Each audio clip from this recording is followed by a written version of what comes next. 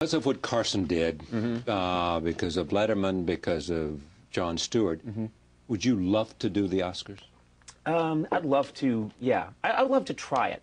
It's one of those things, everyone has the right probably time for them to try it, and I've got other challenges ahead of me. So, but someday, you know, if they called me up and said, we'd like you to do it, I'd love to give it a shot. I have a professional curiosity about it.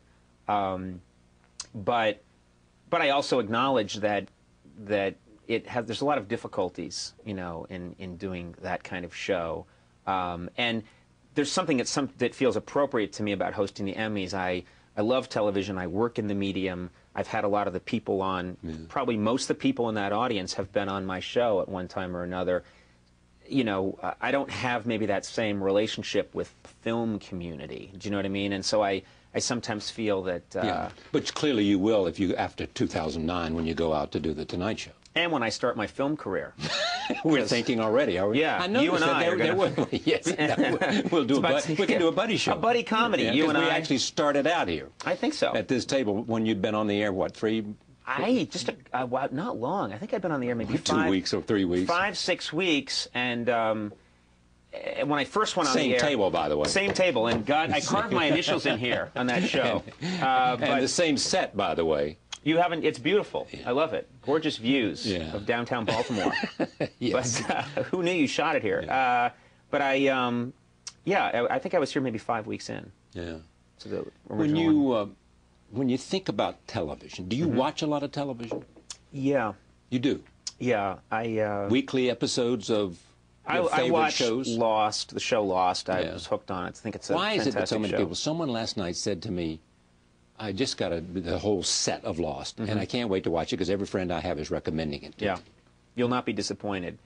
There's a bunch of shows on television right now. I actually maintain that we're in a golden era of TV. I do too. No one knows they're in a golden era of television while it's happening, or no one really knows they're in a golden era of anything. You know, the golden era in Greece, you know, probably no one knew it at the time. That's right. It's only much later that they say, wow, you know, those were some great pots we made. What makes this a golden era, then? I believe the quality of the writing and the direction and the acting. Just for my money, I've been watching TV my whole life. Lost, 24, the show House. Yes. I watched the show House, and I think Hugh Laurie is not just one of the best actors to ever be on TV. I think he's just one of the best actors, period. I think he's fantastic. And the writing, you know, I started out as a television writer. And I look at the writing in comedy now. I look at the writing in drama, and I'm intimidated by it. I look at stuff and I think, I don't know if I would have cut it. Why do you today. think that is? I think the competition. I actually think there's more television than there. You know, we lived in a world, as you know, with 3 networks. This is stuff we'll be telling our grandchildren someday. I tell you know, we just had 3 networks. Yeah, we had Three's Company, kids. That was it. And there was something called CNN. Yeah, we had Welcome Back, Kotter, and they'll say, "What is television?" What is television? Yeah, they'll say, "Oh, you mean that gas we inhale that makes us see episodes supplied by General Electric?" And I'll say yes, but we called it television. No, I think there's so much more television now, and I think to stand out, the writing had to get better. And I think there's a freedom in television that a lot of people aren't finding in the movies. So I'll watch a Lost episode. I don't know what's going to happen. I really don't know who's going to live, who's going to die. I don't know what they're going to find. You watch an episode of 24, you watch an episode of House, and I think the overall quality of the ideas is a lot higher sometimes than what you see in the movies. And I think it might be because there's more competition, and I think clearly increased competition has been good for late night shows as well. There's just more, there are more late night shows, and so I think, and there's more television, there's more comedy on television, and it's forcing all of us to work harder than we probably would have. If I had a monopoly on late night shows, I don't know that I'd be working as hard as I do. But I know that I'm competing with all these other shows out there that are coming up with great ideas, and I'd like to try and stay in the pack or come up with something that they like. I watched George Stephanopoulos, among the others, on Sunday. He now does this sort of bits from all the shows, and you were on this weekend, and others are on.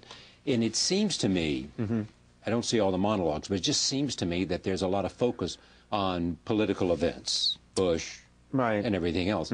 It's always been true. It was true with Carson. Sure. It was true with, it's true with David. How do you keep up?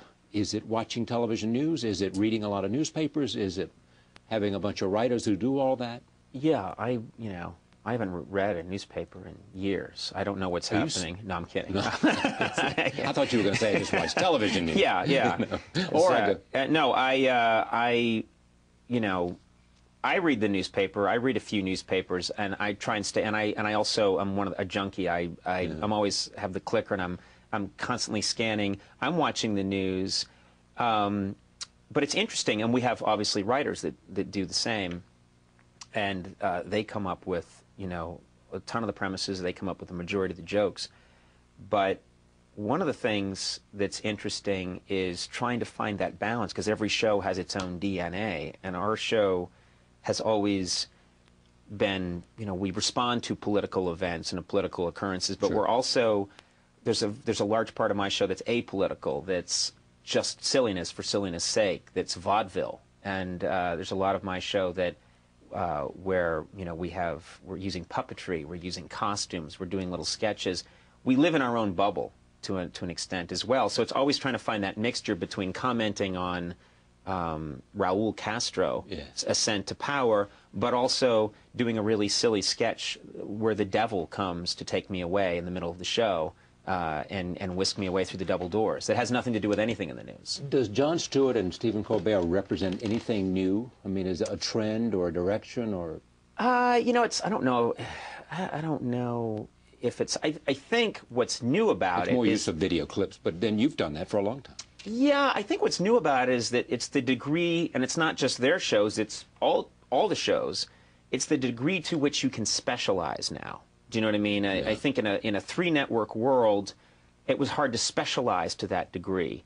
Now, these different shows, John's done it brilliantly, and Stephen Colbert's done it brilliantly. They can specialize. There used to be shows that could comment on the news, but then had to do other things as well. And you really feel like, well, now they have the freedom to just take, in a half hour, take that to a further degree than it's been taken before. But all of those are on cable, and therefore the audience does not have to be as big for multiple reasons. Number one, they repeat themselves a lot. Number two, they get subscription money as well. Right, right. Well, I mean, it's all changing so much, because you wonder, at some point, I mean, American Idol is the counter argument, but at some point, how much is TV going to be all specialized to that degree? Do you know what I mean? We're going to get to a point someday where everyone's sort of working a certain very specific niche. I can remember when they first had Food Channel, and when they first had a golf channel, and now they have a tennis channel, and now they have a racing channel.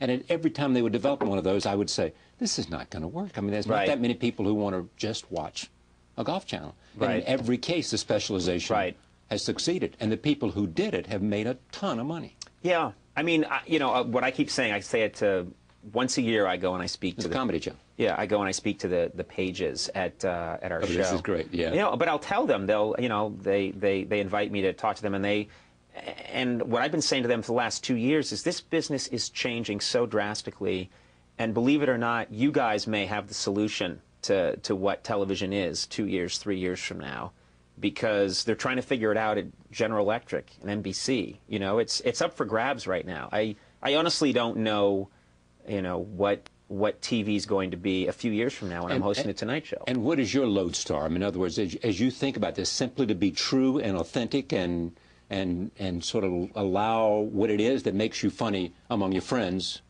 flower on TV. Yeah, it's the old Irish saying, go with what brung you. So dance with the girl you brought. Yeah, exactly. Well, no, I don't do that. The girl I brought, like that girl over there. Yeah. And dancing is a different thing. Yeah, if you're going to confuse my old Irish sayings, I'm leaving and I'm taking this oak table with me. Is it oak? It is oak. There's something called tiger, whatever it is. You see that? Ooh, taste the grain. Yes, indeed. Beautiful. I just poisoned myself. What's worked for me is I came on the air and people were skeptical, and they had every right to be. You had a 1-week contract, was it? Or I don't even remember. 1 week might be generous. They had an egg timer, I believe. Yes, yeah, right. They just kept flipping it over. By the time all the sand goes to the bottom, then it's over. What worked for me